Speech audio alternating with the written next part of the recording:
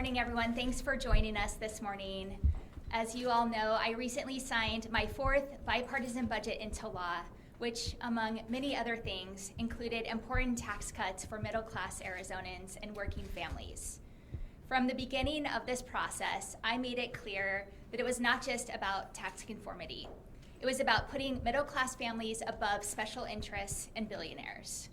I refused to sign a budget that sold Arizona short in order to prioritize tax cuts for billionaires and special interests. I made this position clear in November when I signed my executive order, cutting taxes for hardworking Arizonans. When I delivered my State of the State, I called for middle-class tax cuts to be the first piece of legislation sent to my desk. And throughout this session, I fought to deliver middle-class tax cuts. And now, I'm proud to say that we have delivered. I'm thrilled we secured some big wins that will be a huge boost for families. The tax cut package we delivered increases the standard deduction. It includes a $6,000 deduction for seniors. It includes no taxes on tips and overtime. And I'm particularly excited about the child care tax credits. Next year, families will be able to claim a tax deduction for any child and dependent care expenses that are not covered by the federal tax credit. With this package, I am proud to say that I have lowered taxes every single year of my administration. As the politicians in Washington, D.C. raise the cost of living with tariffs, a war on Iran that's hiking the cost of gas and groceries, and a tax on affordable health care, in Arizona, we are taking a different approach. We're putting more money back in your pocket and ensuring you have what it takes to make ends meet at the end of the month. As someone who knows firsthand how much every penny counts when times are tough, I will always fight to put working Arizonans first. Thank you to the legislators in this room who helped make this possible, and to Kuldeep, Michelle, and everyone else who fought for middle-class Arizonans who deserve to keep more of what they earn to put food on the table, gas in their tank, and build a better life for themselves and their families. With that, I am proud to bring up Senator Brian Fernandez.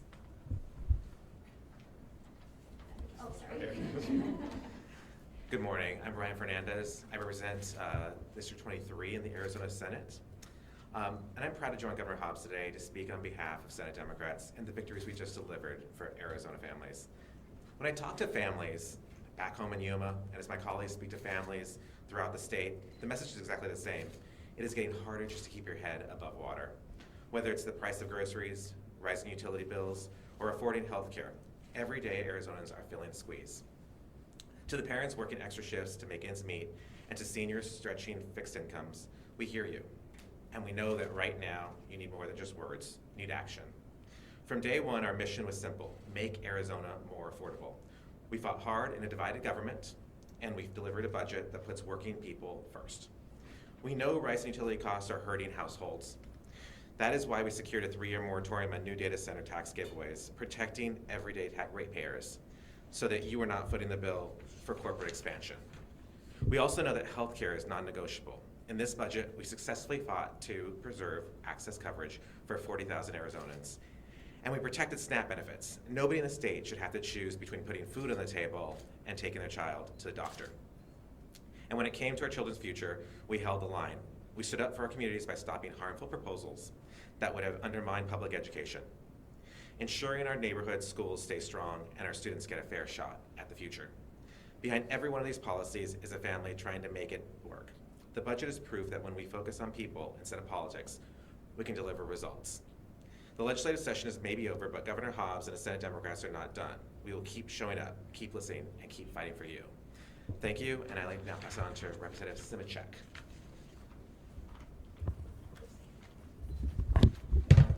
Thank you, everyone. Hello, I'm Representative Stephanie Simicek, Legislative District 2 in North Phoenix.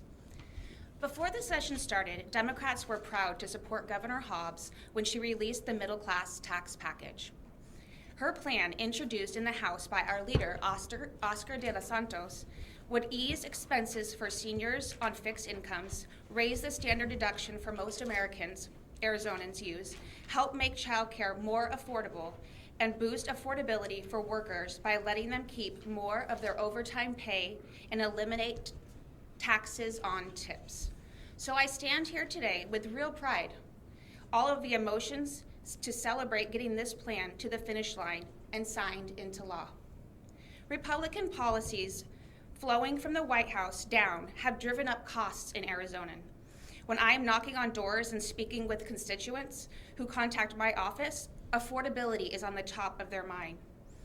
I speak with, as a former teacher and now a single mother, I feel all the same stress and the anxiety when the bills come, and I want to do everything I can to make life easier for Arizonans. That's why building an Arizona that we can afford has been our primary focus this session. And we are celebrating today to help those middle and working class Arizonans, young people in the workforce, and seniors on fixed incomes to navigate and survive this affordability crisis. And while we are talking about what this plan does, it's also important to talk about what it does not, what is not here. What has been avoided and rejected as not right for our state Republicans were intent on mirroring the out-of-control ESA voucher program. With an ever worse federal scholarship grant program, Governor Hobbs and our caucus said no. Republicans were intent on destroying Arizona's renewable energy by killing 2 tax credits to solar energy in the sunniest state in the country. That makes no sense. We said no. And Republicans wanted to punish Tucson and its economy by killing the Rio Nuevo tax credit that generated substantial economic activity and jobs. And again, we said no. So thank you, Governor Hobbs, for staying strong and sticking with us. This is a plan that keeps our state's eyes on the horizon and not in the rearview mirror. And it's an honor to be able to be here today, and thank you. Now I would like to introduce Michelle Kane. Thank you. Good morning. My name is Michelle Kane, and I've been a hostess and a server for the last 8 years, and I'm a proud union member of Unite Here Local 11. I'm proud to stand here today in support of this budget and the tax relief it delivers to working people across our state. Through my union, my coworkers and I have fought hard to win real improvements on the job. We've negotiated better wages, stronger benefits, safer working conditions, and respect for the work we do every day. These victories may have made a real difference in my life and the lives of my coworkers. However, the cost of living has skyrocketed in the last few years. My water, gas, and electric bills alone have gone up hundreds of dollars. Later this week, my stepdaughter and my grandson will be moving in with me. And while I'm so excited to have them and to have my family closer to me, I do worry about the financial strain it's going to put on my already tight budget. When I pick up an extra shift or work longer hours, it's so that I can build a better future for myself and my family. Being able to keep more of what I earn from those extra hours makes a real difference in the lives of everyday working people like me.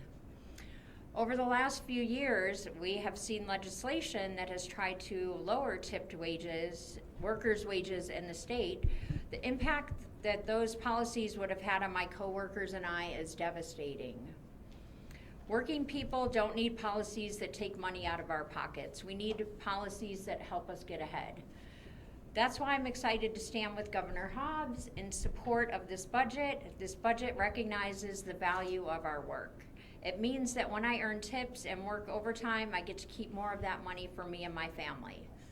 It means more financial stability for working parents, more breathing room in our household budgets, and more opportunity to get ahead. I've always believed that the government should be working for ways to support working people, not making it harder for us. Today is a reminder that when our government focuses on working people, we can create policies that make a difference in people's lives. Thank you. And with that, I will turn it over to Jack Lunsford. Good morning, and good morning to Governor Hobbs, Senator Fernandez, Representative Simicek. My name is Jack Lunsford, and I'm proud to serve as the state president for AARP Arizona, representing more than 900,000 members across our state.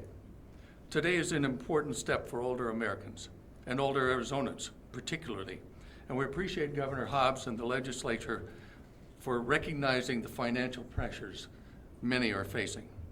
For many older adults, fixed incomes are being stretched thinner than ever by rising property taxes, utility bills, and everyday expenses. Too many Arizonans are making difficult choices between housing, healthcare, and basic necessities. This senior tax credit provides meaningful, targeted relief to help older adults remain financially stable and independent. This credit will help individuals stay in their homes longer, supporting aging in place, the preference of nearly every older adult. It recognizes that seniors have contributed to our communities for decades, and they deserve relief that reflects economic realities today. Even modest tax relief can make a significant difference for everyone on Social Security or limited retirement income. At AARP, we fight every day to ensure that older adults can live with dignity, independence, and financial security. This policy aligns with our long-standing priorities: protecting retirement income, improving affordability, and helping people age in place. We are encouraged to see the policymakers listening to real concerns of our older Arizonas. And again, we want to thank the governor and the lawmakers and all of our community partners who worked on this across the aisle to include this provision in the budget. Supporting older adults should never be partisan. It's about what's doing right for Arizona families. AARP remains ready to work with state leaders to continue to build on this progress and deliver even greater impact. Folks, today's action sends a clear message. Arizona values its older residents and is committed to helping them thrive.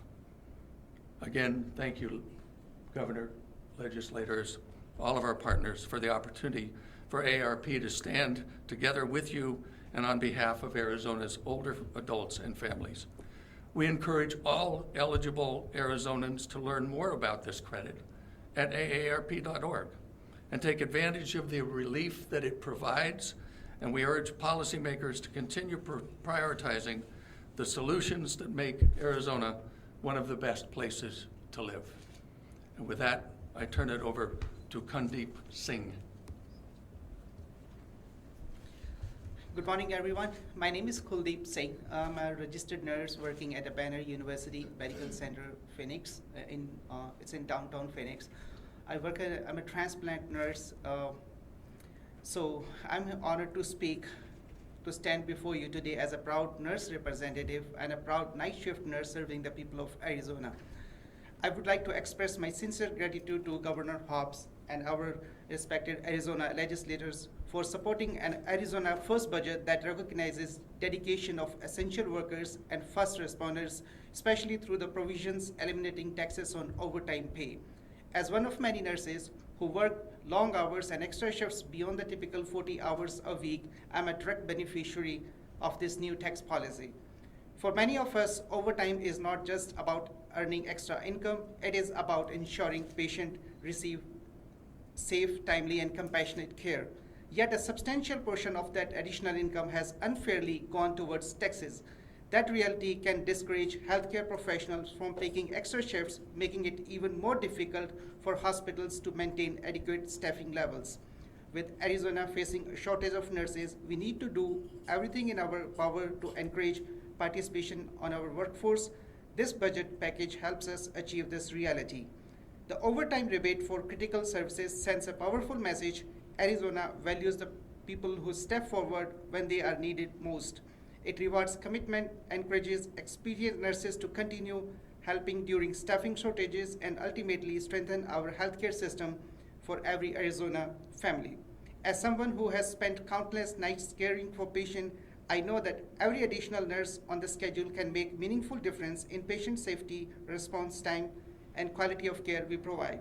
On behalf of all nurses working night shift, long hours, weekends, and holidays, thank you for investing in a strong budget and tax package that benefits the hardworking people like me who care for our communities and commit so much of their time to keep Arizona healthy and strong. Thank you. God bless Arizona. God bless America. Now I turn over to Kristen. Hello, I am Kirsten Gray, and I am the Vice President of Child Care at the YMCA. The YMCA would like to thank Governor Hobbs and commend her for advancing and signing this law that supports Arizona families, specifically those families that are living in the middle. See, every day at the YMCA, we have families who walk in our doors who are living in the middle. They are living in the middle of not having enough money for childcare, but yet making too much to qualify for traditional scholarships and childcare support for expenses. Families who are in the middle of raising young children and supporting their aging parents. Families who are in the middle of juggling busy schedules with a little support and just want better for their kids. Just last week, I met with a tearful mom who explained her situation as she said she had to disenroll her 3-year-old son. See, on paper, she made too much money to qualify for a scholarship for childcare. But the reality was she had one child off to college, a small child, increased living expenses, and just not enough paycheck to cover the month. She wanted her child to stay in preschool. She knew the benefits of early education for her son, and she wanted that. She just didn't know how she was going to make it work. Well, I'm happy to say the YMCA did help that one family through creative means. But this law supports the thousands of other families who, like her, are living in the middle. It supports the countless families that we meet every day who just want more and better for their children. At the YMCA, we strive to be well, do good, and lead change. To do good, we attempt to do good by providing scholarship dollars to families living in the middle, but yet is often not enough. To be well, we strive to support families to be well physically, mentally, emotionally, and financially, and we try to do that ourselves. But to lead change, well, this law and future legislation like this defines leading change.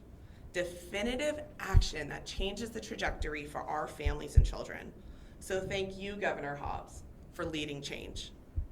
Each and every action that you do, that we do, that supports meeting families who are living in the middle, that increases child outcomes, that is truly what improves well-beings for our families, our communities, and our state. Arizona needs initiatives like this, and the YMCA, the Child Care Association, and the greater community thanks you. Okay, we're gonna have some time for questions. I'll start with you, Howie, and raise your hand if you want more questions. Governor, everything pretty much that you're claiming is your middle class tax cut was part of HR 1 passed by Republicans. The Republicans in the legislature have always said they conform. The history has always been to conform. In fact, even the expanded child care tax credit, which they scrapped out for the state and local taxes, was a Republican idea from the House. So how do you take credit for this? It seems, I suppose the Yiddish word might be chutzpah. Look, I'm really not interested in playing the who gets credit game. The fact is that Arizonans are going to benefit from these tax cuts. And that is why when HR 1 was passed, we put together the middle class tax cut package that I proposed back in November that puts money back in the pockets of Arizonans. And I encouraged the legislature to work with me and get that bill to my desk first thing this session. I said in that proposal that I was willing to negotiate on the other pieces of tax conformity. That's what this tax cut represents. It took a while, but I'm glad that we finally got it done. And the real benefit that it provides to Arizonans is meaningful, especially when I hear every day from folks who are continuing to be squeezed by Washington's cost hiking agenda. And this will put more money back in their pockets to help them put food on the table, gas in their car, and pay their utilities. Okay, but you say you don't want to play the credit game. The sign right in front of you calls it Hobbs' $1.4 billion tax cut. This sign says Governor Hobbs' $1.4 billion middle class tax cut. You are trying to claim credit for something that started long before. Well, you even every proposed it. single Republican in the legislature that voted for this budget is also calling it the Republican tax cuts. The fact is that these tax cuts put Arizonans first, and they benefit Arizonans. All right, we'll go to Stacy. Governor, what tax cuts did you get in the 23, 24, and 25 budgets? We had tax rebates for working families. We had small business tax cuts, veterans tax cuts. We can get you a list of the I'll specifics. send you a list. You have Yeah. follow-up? No, Manuelita? I would also like that list. Yeah. Governor, looking at these tax cuts, you're saying that they're $1.4 billion for middle class, but that $1.4 billion includes all of the tax cuts, including the business tax cuts. Why are you selling this as a tax cut for the middle class when you spent all session telling us that those weren't middle class tax cuts?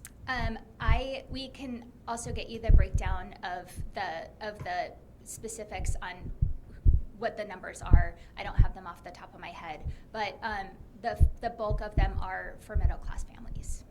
Thank you. Governor, switching gears a little bit, yesterday you signed HB 4117, which some people know as the Don Lemon bill. Mhm. A lot of Democrats had concerns that that bill would have a chilling effect on First Amendment rights, protesting, things like that. Why did you end up signing that bill? I think we worked with a lot of the interested parties. We heard concerns, as we do with every piece of legislation that makes it to my desk and I'm making a decision on the action. I think that the ultimate bill that I signed strikes the right balance, ensuring that these provisions apply to places of worship and address a lot of the concerns that were brought forward by those groups. Some people argue it was still too vague, though, even after some of the amendments. You don't think it's too vague? Perhaps some of the Democrats near you. I will say that I think we rarely get legislation perfect on the first try. It's job security for legislators, and so if we need to make improvements, we can absolutely do that. Thank you. We're moving on with places. Governor, by our count, you signed 13 bills into law this year aimed at reforming the Department of Child Safety and improving child welfare in Arizona. How significant do you think that this will be for the safety of our kids? I think that there are valid concerns given some of the high-profile cases that we saw in the last year, and the director absolutely took those concerns seriously and worked to implement changes at the agency at the administrative level. And she was also eager to work with the legislature to bring about changes that needed that legislative approval. And I am really proud that we got that done.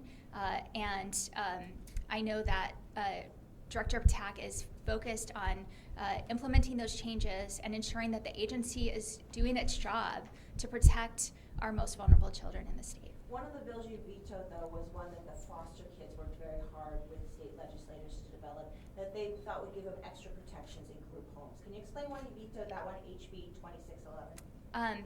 I took a lot of bill action in the last few days, and I cannot speak to the specific provisions of that bill off the top of my head, but we can follow up with you. I'll send you, do you have the veto letter? I do. Okay. How significant is it 13 reform bills on any issue in the state legislature in 1 year?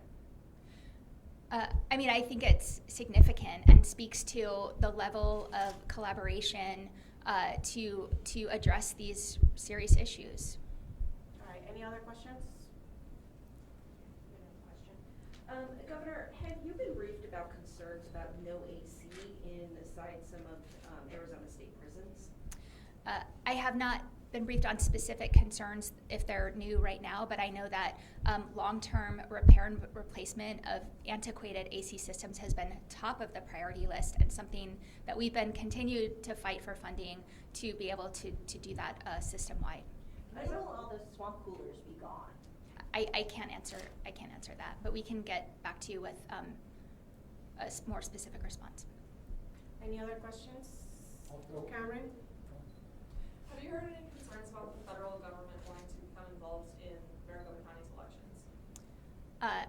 There's a lot of concerns about federal interference in what is a local function, and As you all know, I was Secretary of State and did my job to uphold the will of the voters in the face of unprecedented federal interference. And we're continuing to work with local and state election officials to ensure that our elections remain free and secure, and that Arizonans who are eligible are able to participate to the fullest extent in both the upcoming primary and November's elections. Are you concerned that with the situation with the board supervisors and the reporter's office that this might be an unsuccessful election? Well, I don't want to speculate about that, but I will say we are concerned, and this leading up to early ballots go out on tomorrow, and that is what the county election officials should be focused on instead of this feud. And so I'm worried that it is distracting them from the job at hand. And I know firsthand how much preparation goes into successfully executing an election. And so we're certainly watching and providing support where we can. All right, one more question before we wrap? I'll throw out one more, going back to all this. Governor, salary is salary. Why should somebody who can get overtime be able to not pay tax on that, where somebody making the same amount of money, but it's all straight time, have to pay tax on that? How is that fair when even Mitzi Epstein went to Alana's and said, that's not fair, it's salary. This is what was passed in Washington's budget. So maybe you should go back and ask the president why that was a priority for him in the budget, why is it a priority for the Washington politicians who voted for that. But that is the law, the federal law, and I'm going to make sure that Arizonans are getting the full benefit of that law. Our workers who work overtime are some of the hardest working individuals in the state, and their work often goes underappreciated and unnoticed, and now they're getting this benefit of working long hours and not having to pay extra taxes because of the extra work that they did. Thank you, everyone. So it's Thank all you. Washington's fault.